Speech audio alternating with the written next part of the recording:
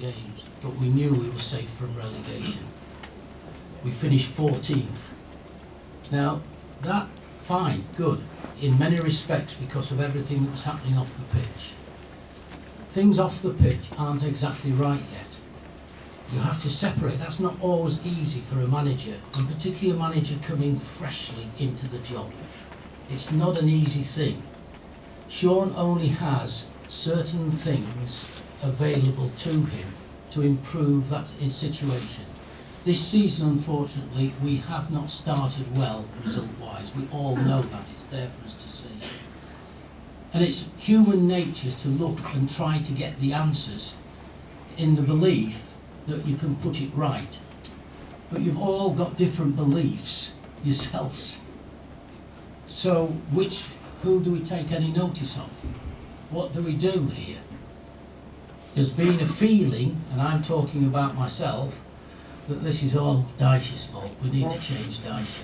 You know, he's getting this wrong. He's doing it. Was the feeling about Markey last year when we dipped away from being in a very good position?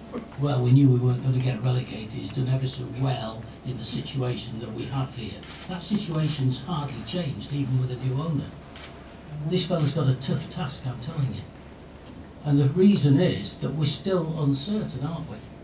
And that uncertainty, because of the results we're not getting, be careful it doesn't lead to something going on to the pitch, which I can understand your feelings. But to hear, you know, Craig Forsythe booed in the way that he was so disappointing to me. So disappointing. You'll have your opinions about those players, but believe me, I know that you have to be tough enough and this and that, but booing people, booing young lads who've just come from a different situation, all that way, does not help the situation at all.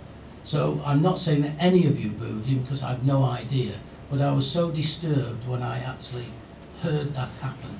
I'm not telling you that Craig Forsythe is the best player I've ever seen, but I'm telling you exactly what your manager is telling you. That boy has potential. I can see potential in that boy. You may not, because you'll expect so much from him coming into the first team. He's come out of the Scottish football, which our friend here will say is a different type. I'm not saying worse, but it's a different type of playing in this championship. And booing people, booing players, is not the Watford way. It's not the Watford way. All I want to say, to finish off saying to you, thank you very much for coming. Thank you very much for expressing your opinions, because what I don't want to do is to stop you expressing them, but hopefully we can leave together saying, yeah, we're probably not totally happy, either on or off the pitch, but at least we can feel that there is something there that we can hold on to together. And that's the position that we're in. It's no good denying that. And I wanted it to be honest and open about it all, and if we can. And I know Sean well enough. He will not be upset by any of those questions.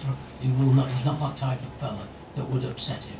You may think I was out of order by saying he's trying to tell you this and he doesn't know what he's talking about. But that's what managers do. That's part of what managers do. Talk a lot, tell them nothing. This